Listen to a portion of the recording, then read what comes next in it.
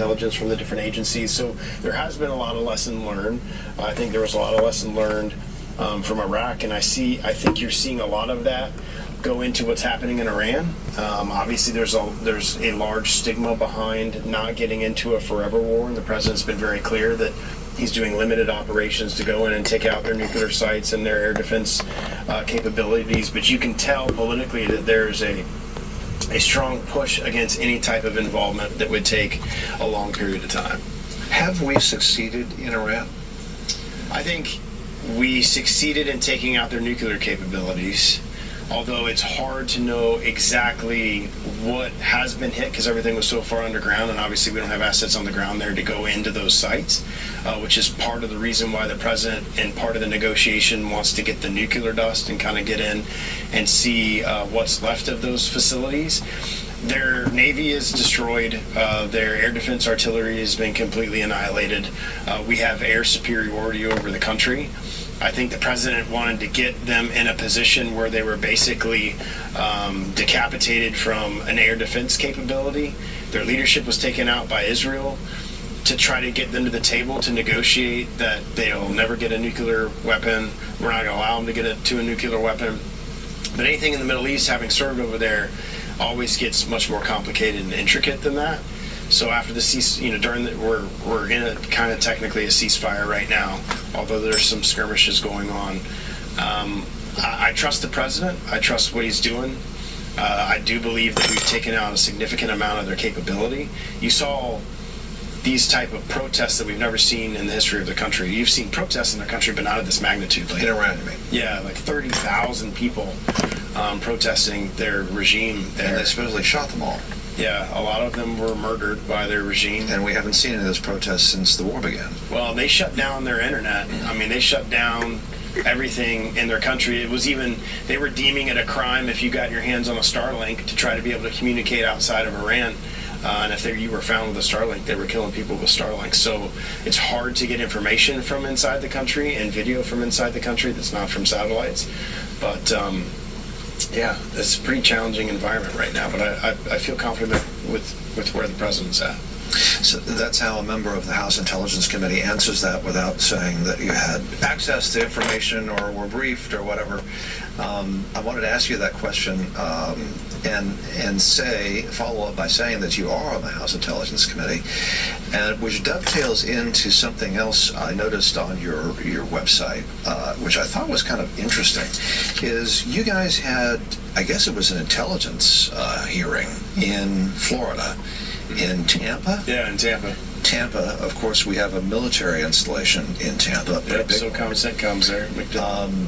But it's unusual to have an intelligence hearing in a field hearing, and certainly in, I guess, that part of Florida, which is very close, not exactly in your district, I don't think, but very, very close. An hour, yeah. And this is interesting, and you say in here that it was a pleasure to participate to discuss the growing counterintelligence threats the Chinese Communist Party poses in Florida. The CCP is actively working to undermine American security and expand its influence inside our country. Florida's critical infrastructure and strategic importance make it a high-value target, placing our state on the front lines. We must proactively address these threats in a forceful and unified manner. Now, this was about a week or so ago? Mm-hmm. Yeah.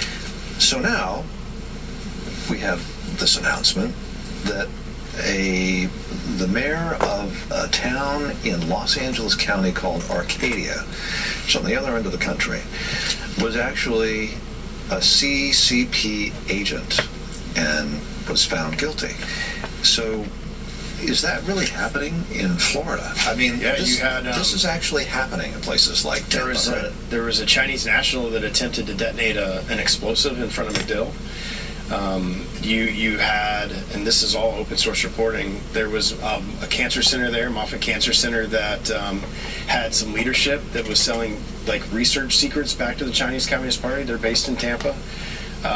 With MacDill being the headquarters of CENTCOM and SOCOM, obviously there's going to be threats there. I passed an amendment on the Farm Bill last week that would not allow the Chinese Communist Party, the Russians, or the Iranians to buy up farmland next to, well, farmland period.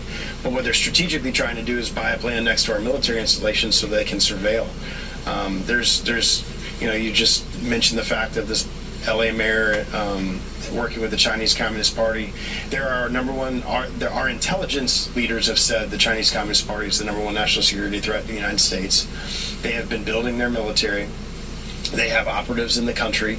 Joe Biden let millions, 12 million roughly, illegals into our country. A lot of those, I think the number was 50,000 to 70,000 Chinese Communist Party nationals that during the open borders of Joe Biden were allowed to come into our country.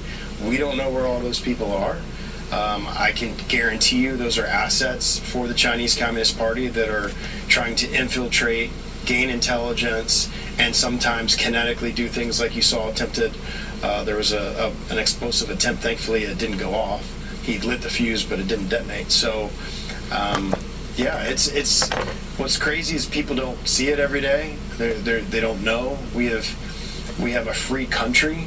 So obviously you have visitors from other nations that come here, and under Joe Biden's open borders, you had millions of people that came into our country that didn't want to live the American dream. They wanted to come here and do us harm.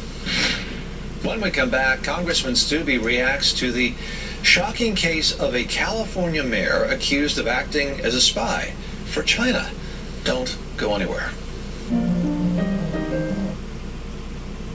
Coming out of the woodwork, ain't they? Coming out of the woodwork.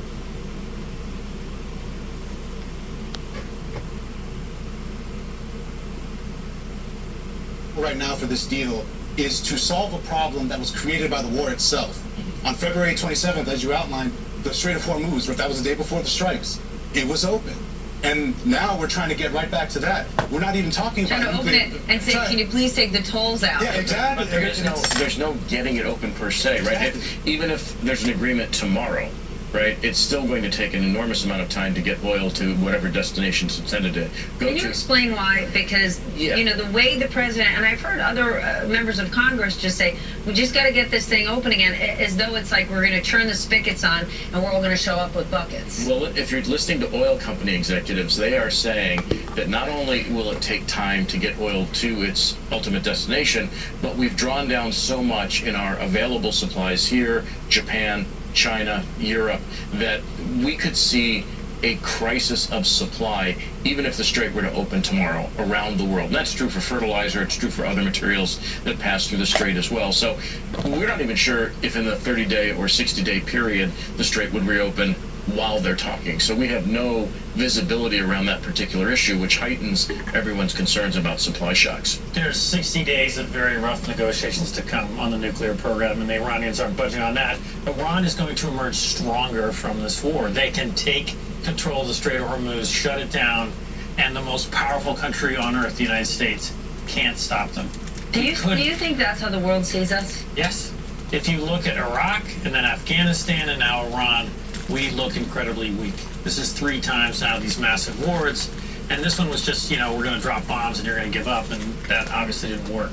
And just in terms of his behavior, I watched the entire cabinet meeting yesterday, and he suddenly throws out, one idea was to give this enriched uranium to Russia or China. He just announces, no, that's not acceptable to me, and he's insulting Russia and China. And then he says he's going to bomb Oman. This ally of the United States, it's this tiny country, doesn't have as much oil as the rest of the Do Gulf. you think he meant that, or did he just misspeak? Giving him the benefit of the doubt on that particular issue. I can't go into details, but I will just say that people in the Okay, when you region... say that, sorry, you can't go into details. What do you think you were invited for? Sorry. I literally, let's just say one of a person from the region who would be very concerned about whether that was a serious effort literally texted me the words, did he misspeak? Like, people in the region are worried about, is he going to attack us? Like, asking a reporter. And then the State Department reposted, they posted on X a video of the president saying this, and countries in the region are just baffled. Okay. Imagine you're a Gulf state ally of the United States. You have no love for the Iranian regime, and this war has now boosted them financially, made the regime much more extreme. The Iranian Revolutionary Guards are largely in control of the war itself.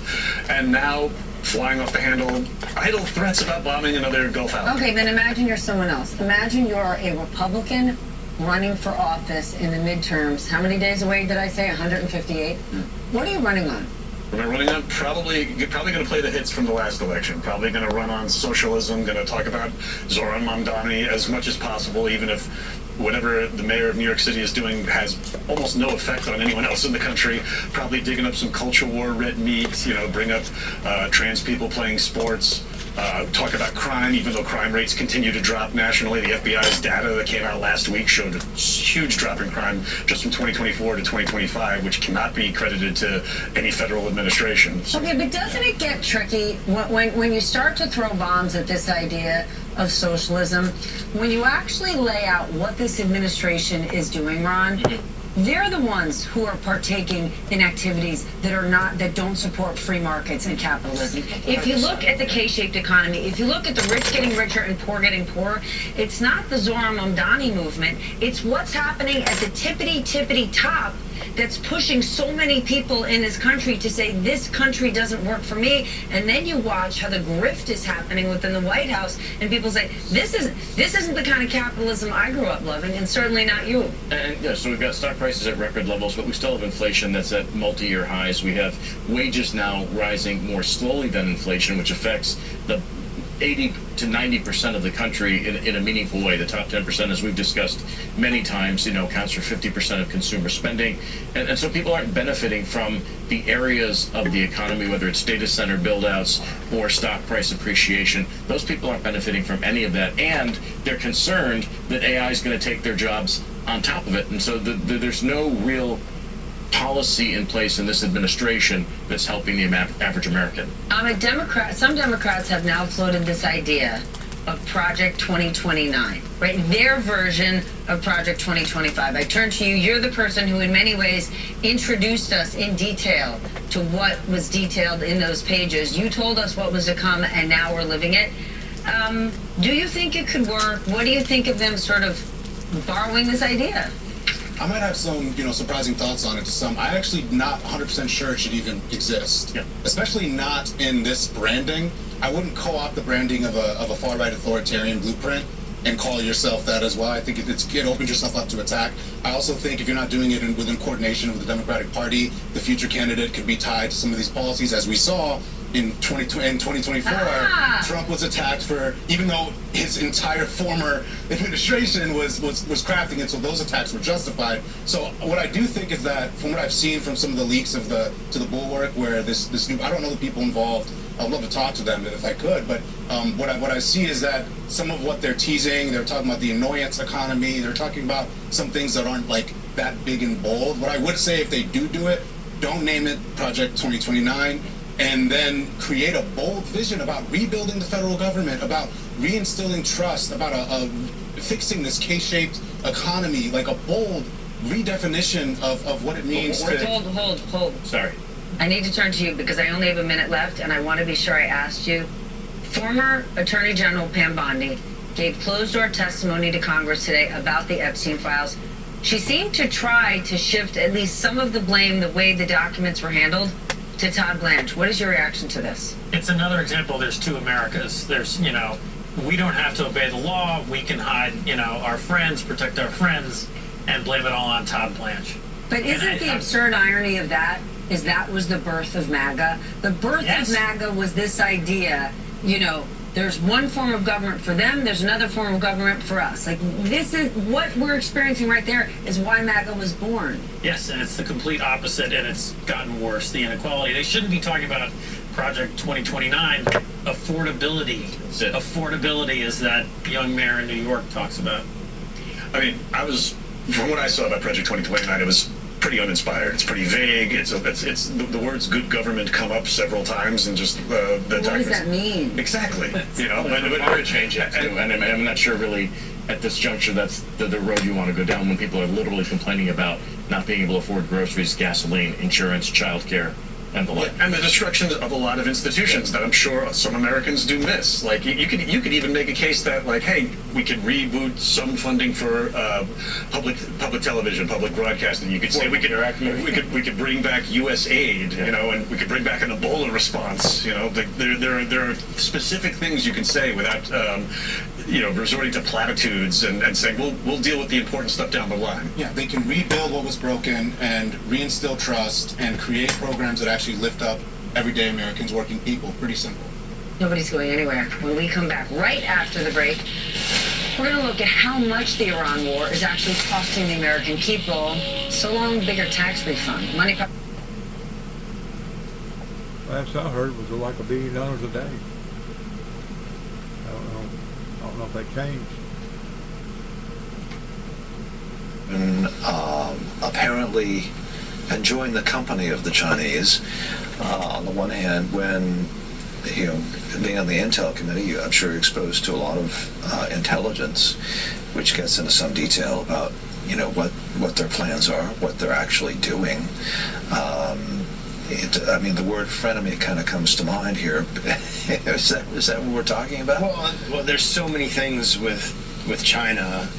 You have the national security piece, but you also have a large economic piece. I mean, our economies are interlinked on all different areas, from agriculture to tech to the importation of things that obviously we rely upon. I can think of a number of different issues. So they rely upon our agriculture and our corn and our soybeans to be able to feed their swine, to be able to feed their people. So there's a lot of opportunities for the two countries to work together.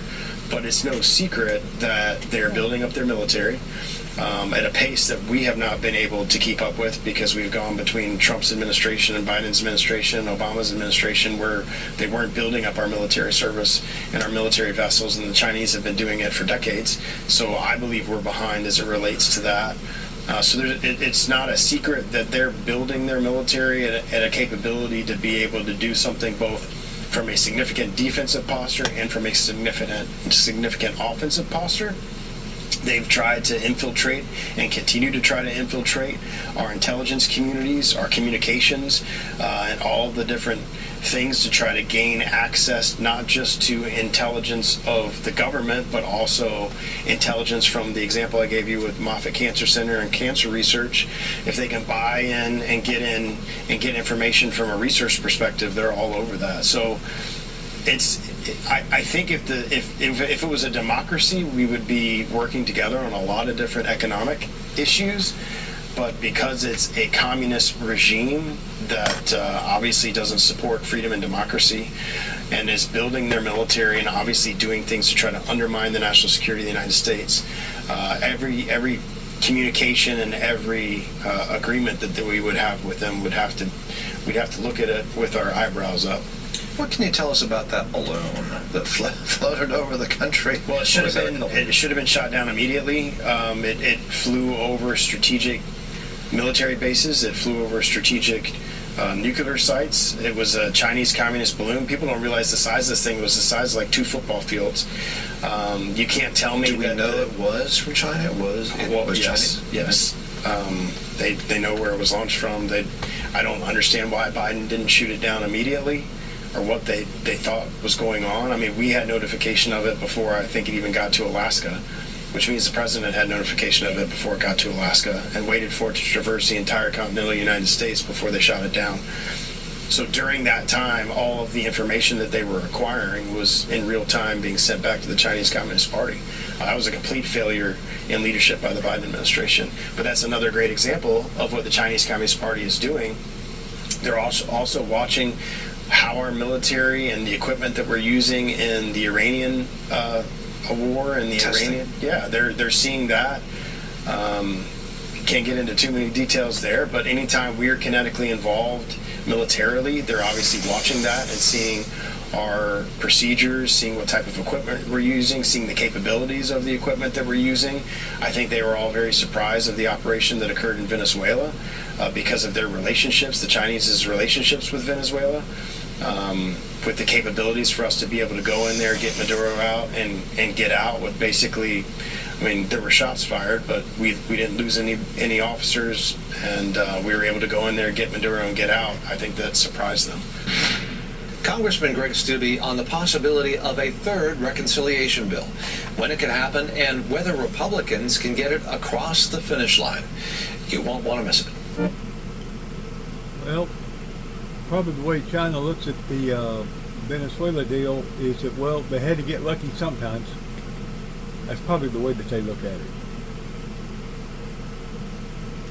Driving stocks to record highs again, and the Nasdaq alone climbing 8% in May. The nightcap is still here. Ron, historically, May is kind of like a mixed month for Wall Street. There's nothing mixed about these numbers. Investors made out like bandits. Corporate earnings are really strong. What's your take? Well, look, I mean, and I'll be criticized this for presumably being a perma bear, which I am not. But, I do think we're in the midst of a bubble when it comes to artificial intelligence. But you saw Dell Computers earnings yesterday, which were just absolutely blow off the charts. Strong earnings. The stock was up 32% today. Earlier this week, Micron Technology was up 19%, hit $1 trillion valuation. You just have an all-in bet on technology right now that is just rocketing the stock market. And again, part of it is the fact that profits are growing so quickly for the top 10 companies in the S&P 500. Every day that we've gone up in the last 5 sessions, the overall market has actually gone down. We don't see this too often. It's usually closer to a top than a bottom. And some people are beginning to worry that this is a kind of a blow off to the upside that could lead to some instability down the road. Here's what's interesting, David. Gas prices have gone down. Oil prices are down nearly 20%. All over this idea, this hope that a peace deal is in the works. Are investors getting ahead of themselves? I mean, it's clear that's what this president wants. Yeah. But there's a deep divide between what he wants and an actual deal. Because back to the point Ron was making in the last segment, when you talk to oil company executives, they're not dancing in the streets. Yeah, there's no reserves left. So if this doesn't quickly happen, there's going to be shortages and massive price increases. And then this is a staged process. Essentially, one side, the Iranians have to let some tankers leave, and then the U.S. will let some tankers, and cargo ships get back into Iran's ports. But I think it's a broader problem. This is sort of what we were talking about earlier. We're just, average Americans don't feel like this economy works for them. And this is, we were talking during the break, but this is just a Wall Street Journal headline. The record divide between corporate profits and worker pay. And so the worker share of economic output hit an all-time low, while the profit share, for companies has hit a record high. And there's not a sense that this economy is like helping the middle class and growing out the middle class. It's just more and more wealth at the top. Precisely. And honestly, when you look at this, all of these stories are tied together. When you look at the K-shaped economy, when you look at 3.8% annualized inflation from the Consumer Price Index, where it was 2.9 when Trump walked into office. When you look at $450 since the war began, people are spending on energy, offsetting the tax refunds. And then you see these, when you look at the stock market, you also look at the around 3,700 trades that Trump took in Q1, where he owns Northrop Grumman. He owns defense contractors while he's waging a war that benefits defense contractors. He owns NVIDIA while he's greenlighting NVIDIA chips to China. And then at the same time, what I think has really been happening with these fake announcements here, the Iran war has been used as a pump and dump scheme, frankly. And I don't know exactly who is benefiting from it, but Reuters analyzed $7 billion of oddly timed trades right before. Every single time, you can count on it like clockwork. About 20 or so minutes before Trump makes these announcements that never come to anything, there are hundreds of millions of dollars in oil futures that flood the market. There are people profiting off this war. The American people see right through it. And I think that if Republicans think that this isn't going to come up in the midterms for them, they have another thing coming. Okay, With but all here's due respect to Reuters, by the way, Stephanie's been talking about this for a lot longer than anybody else. Of course. I mean, yeah, she's been on top of it. Thank you. Here's what's interesting, though. You know what? We can go to commercial break. Ron just won this segment. Here's what's interesting, though. We keep saying, the American voter isn't going to stand for this. The economy that the American voter is experiencing is not how the White House frames it. It's certainly not reflected in the stock market. They're not going to stand for it. However, what we've already seen in the primaries, look at Thomas Massey's race, look what John Cornyn just experienced, Bill Cassidy, we're going to see an enormous amount of money flood to these upcoming midterms because the rich have gotten so rich, writing massive checks for campaigns and to politicians is easier than ever, right? If you're somebody that owns Dell stock that was up 30% in the last day, you have no problem writing a lawmaker a giant check. So when we look to the midterms, are we going to see sort of this battle between enormous donor dollars, and I haven't even talked about AI companies, donating to campaigns, and the American VC companies and the American voters saying, this country ain't working for me. Well, I mean, it's important to bring up the AI CEOs, donors. Sam Altman was once a proponent of universal basic income. Now he's a proponent of universal free AI, basically saying, I will give the people my awesome product in perpetuity rather than healthcare or food. And if they give me all of their data. Exactly, yes. And Yeah, but you're also seeing now Microsoft cut back on its AI spend. You saw that Uber went through all of its 2026 budget by April. So, like, I mean, And didn't even realize they yeah. had. Well, and then there was another company that Axios who said they were consulting with, where an individual spent $500 million in a month on AI tokens because they put no limits on it. That's, Yes, so yeah. there's going to be a backlash against the billionaire class, but whether it's Trillionaire class. yeah, that's coming soon. Yes. It's on paper, but it's definitely coming. But the idea that bread and circuses will be enough to placate people who are clearly suffering or paying more gas for paying more for everything because of a war of choice, it's going to be a pretty tough sell. And there's going to Okay, be hold on. While this is happening, according to new filings, President Trump bought between $15,000 and $50,000 worth of stock in the parent company of UFC, while the White House is preparing to host a giant UFC match on the president's birthday. Now, no surprise, a spokesperson for the White House said anything they do, they're only acting in the best interest of the American people, and the president's assets are in a blind trust that's managed by his children. But this has us asking, yet again, which we do almost every night here, is this White House for sale? When stories like this cross, and more are crossing every single day, do you think this is going to have an impact? This White House is for sale. If the Democrats can win either house, they will have the gavel, and they should investigate, period. They shouldn't be, and I know you're not saying this, but they should not be talking about good government in this campaign. They should not be talking about, culture war issues. That's what the Republicans want, and I'm worried that the Democratic Party isn't going to have a strong enough message as all this ad money comes in. Go ahead. No. And it's such a pivotal election because just today, reopening the case in terms of the 1.776, this judge wants to look at this entire enterprise of creating this lawsuit and then turning it into this fund was premised on deception. But it takes a judge or a House of Congress with subpoena power to get at the bottom. Okay, so when I talk to business leaders, when I talk to investors who are so thrilled with how they're doing, investing-wise, that are so grateful that they have access to this president, or they've realized, hey, you just have to do X or Y and you'll get yourself a deal, are any of them starting to realize that in 158 days are the midterms? And on day 159, if the Democrats take control, they're going to be investigating potentially anything and everything. Do you think businesses are starting to realize that? No, I don't think so. No, I mean, the fact that this is happening out in the open, so 3,700 trades undertaken by the president, and then the White House claiming that his investments are in a blind trust. If that were true, we wouldn't know that whoever's handling his blind trust has made 3,700 trades. Instead, we're finding out exactly what he's trading in some instances before announcements are made and, timed quite well. But hold on, it is. I mean, But I don't we think businesses find out. care. You don't know. George H.W. Bush had a blind trust in was like in T-bills. Same with Bill Clinton and others, I right? understand. So you're in safe assets that don't get moved by presidential announcements or even in some instances announced by the Federal Reserve or any other organ of government, right? So this shouldn't be happening, period. I don't think at the moment business really cares. It doesn't it's seem just like so- that to 'cause me. it's just so It's good. convenient right now not to pay attention. It's just unbelievable. And I'm not exactly a how socialist, self-centered and short-sighted Yeah.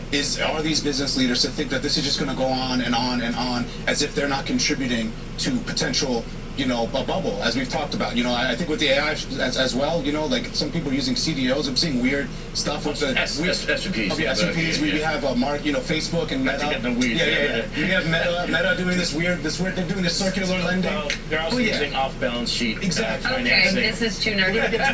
We're all allowed to talk about this during commercial break, and I want to last word to you. I just think we're moving towards oligarchic crony capitalism. This is not free market competition. Consumers aren't being. And this isn't exactly a socialist critique, right?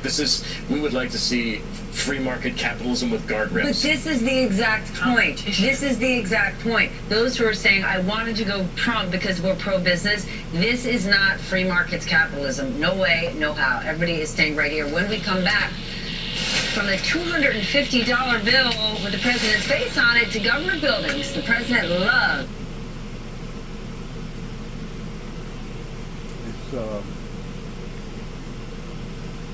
It's out of focus when it comes to it being properly balanced. Actually hold in your hands, and I feel like that's one reason, maybe the biggest reason, that so many people are so I guess fierce about defending the Second Amendment. Well, the founding of our country were from everyday, now Americans, but at the time people rebelling against the British Army, that if they didn't have firearms, they wouldn't have been able to fight against the Crown. And so that's part of it. It's the revolution of our country that has created America today, which is why the founders felt so important that would be the Second Amendment. And I believe without the Second Amendment, you wouldn't have your First Amendment. To be able to speak freely and have freedom of association and freedom of religion in this country.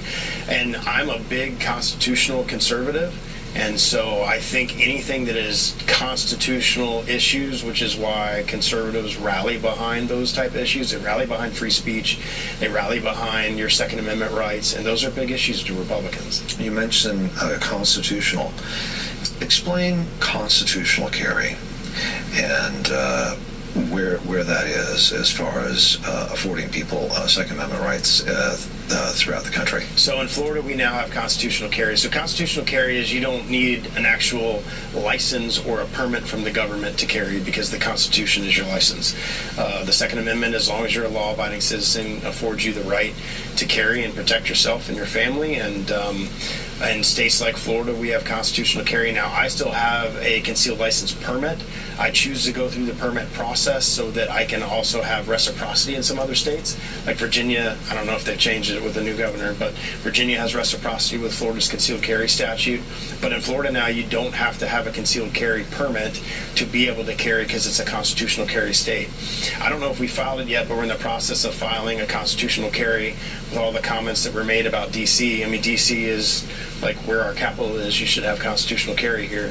So as long as you're a law-abiding citizen, you should be able to carry to defend yourself. You've seen with what the president's done, you've seen crime rates just plummet in D.C. because you've got the National Guard here, and they've taken a very strong approach to going against crime in our nation's capital, which has been great. You've seen officers walking around, and it's a huge difference. And I mean, just look at the numbers. The numbers are staggering with the lowering of crime rates. But in Florida, we've got constitutional carry, and the left will tell you that it was going to be pandemonium and people killing each other and guns everywhere, and that hasn't happened at all. If you look at every mass shooting that's occurred, things like the 80s, and there's a ton of research on this. John Lott does a ton of research on this with his foundation. If you look at gun-free zones, those are the places that crazy people go to and attack because they know that no lawful law person abiding the law is carrying at those locations. I think it's like 85 or 90% of mass shootings in our country have occurred in gun-free zones, schools, airports, colleges, universities. So when I was in the state legislature, tried to repeal a lot of those different prohibition areas from being able to carry. Now with constitutional carry, you basically can carry as long as it's not in violation of those protected places in the concealed carry statute. When we return, Congressman Greg Steube explains why he's earned a 100% rating from the NRA. Find out more when we return.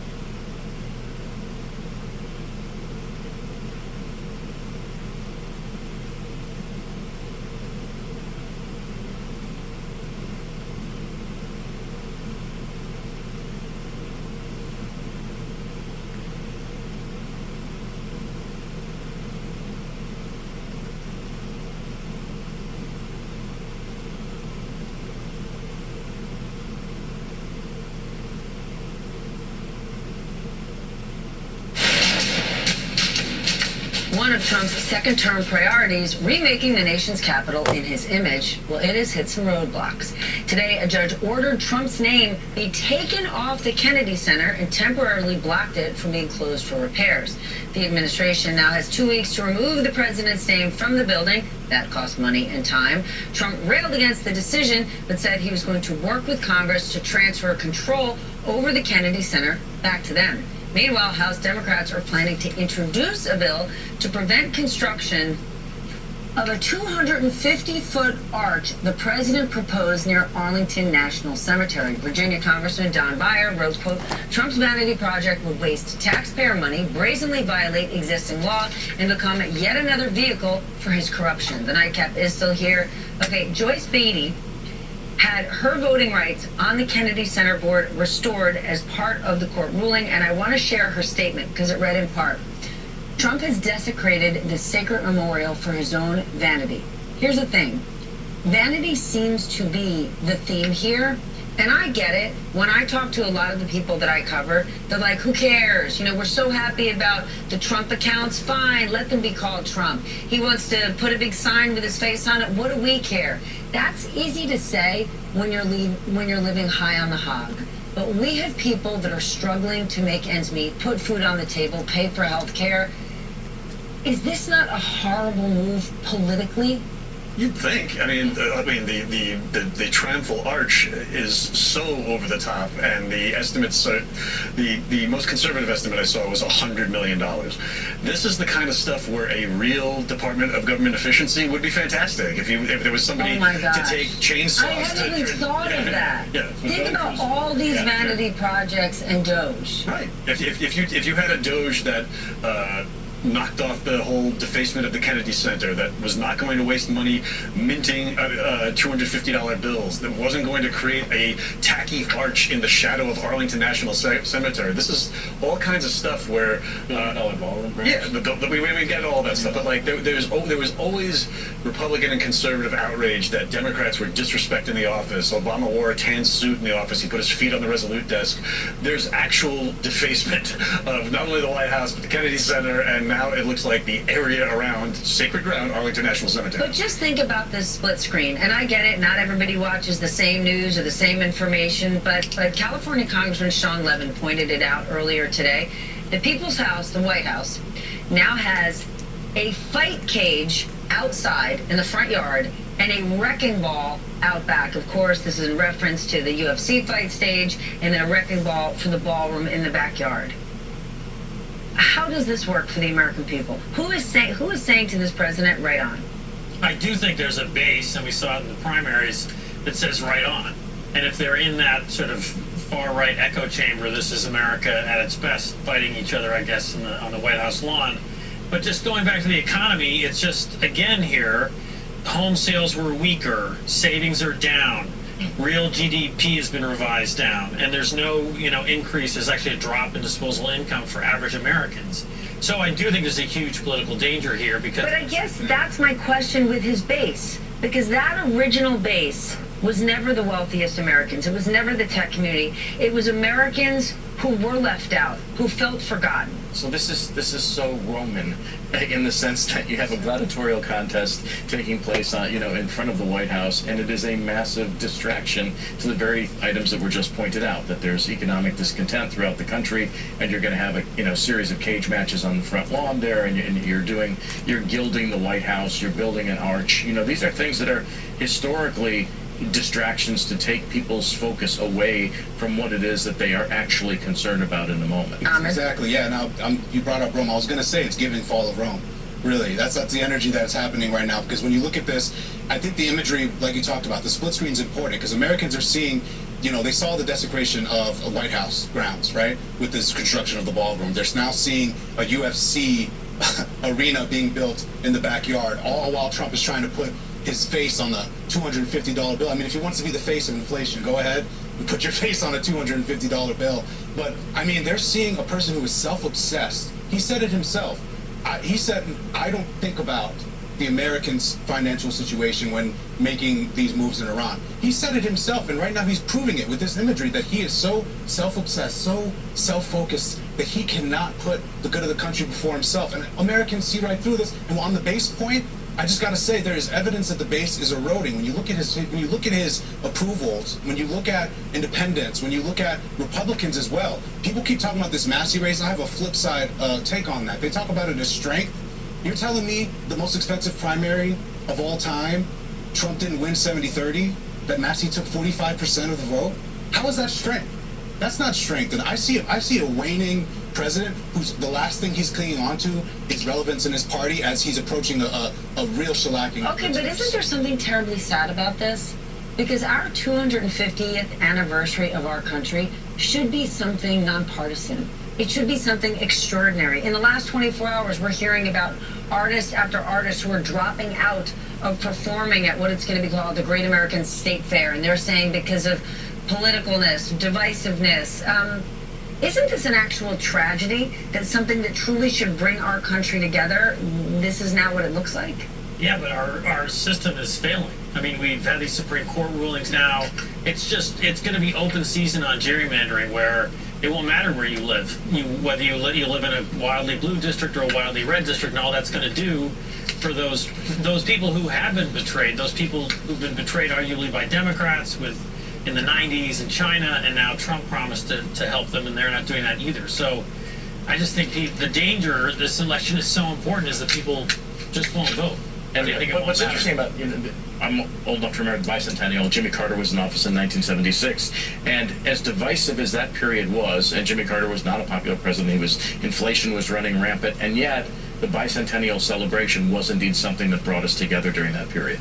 Everyone is staying put. When we come back, here's something that brings this show together. Time for everybody's MVPs of the week. Good luck. Good luck to all of them. God bless.